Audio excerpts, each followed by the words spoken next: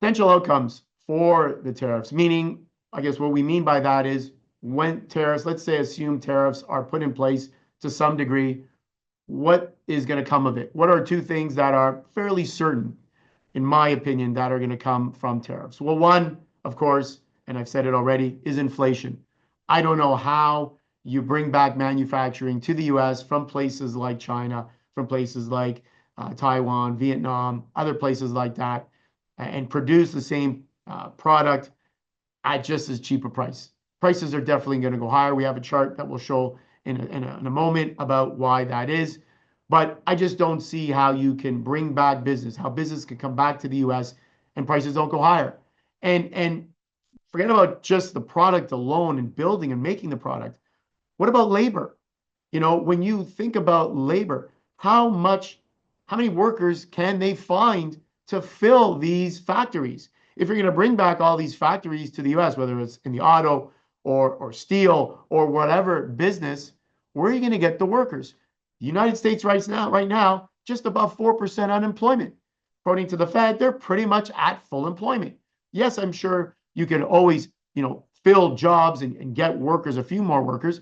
But in some states like Wisconsin and others, unemployment rate's like 3%. Where are you going to find the people to fill the jobs? A lot of these jobs and a lot of these things have been produced.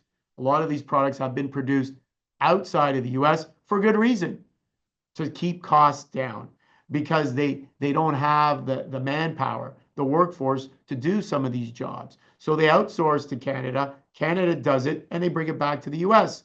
And once upon a time, that worked well. It was a great supply chain, and everybody was happy.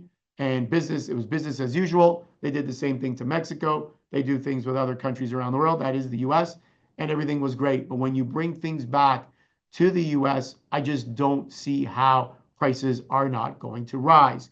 Our first chart here is a chart, median long run inflation expectations climbed in 2025. So the most important thing on this chart, if you look at it, you can gradually see the expectations rising. But if you look at the far right-hand side, you see that upward slope, that tick higher.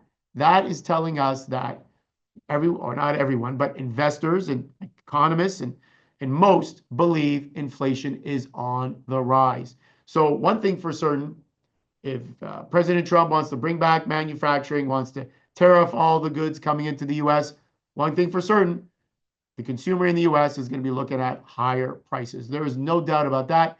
And I just don't see how that will not happen.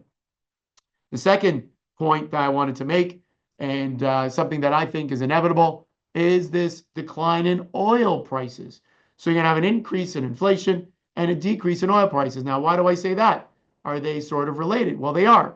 And how they're related, and we can show the chart of Brent, monthly Brent crude oil. There it is. You can see the expectation. Brent crude is the European oil, or let's call it global oil. The rest of the world looks at Brent.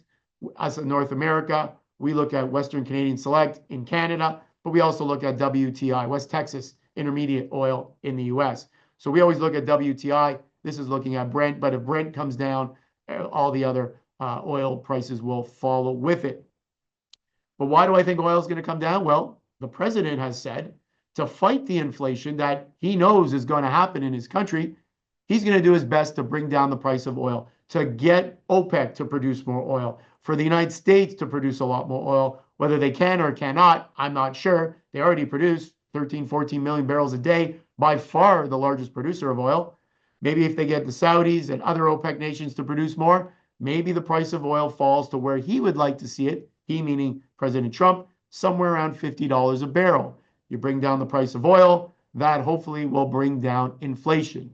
And as we know, oil prices kind of seep into everything we do, because we're always transporting goods by plane, by truck, and even people, right? We go to the pumps. Still, most of us don't own an electric vehicle, and we pay gasoline prices. And if oil comes down, that puts more money in our pockets so that we can spend it and in the economy. So I think two things are going to happen with these tariffs. Number one, I would say you're going to see higher prices, not only in the US, but unfortunately here in Canada as well, because we're going to reciprocate. We're going to put tariffs on US goods coming to our country. I'm not so sure that's the right thing to do. We're going to talk about that in just a moment. I think we should look for other things to do other than put on reciprocal tariffs in Canada. But that's what's going to happen. Prices are going to go up. And you're going to hear more and more about the President of the United States try to battle inflation by bringing oil prices down. So two things that are certain that are going to come from all this tariff talk. And unfortunately, maybe oil prices coming down is a good thing, but higher prices in general, inflation, is definitely not.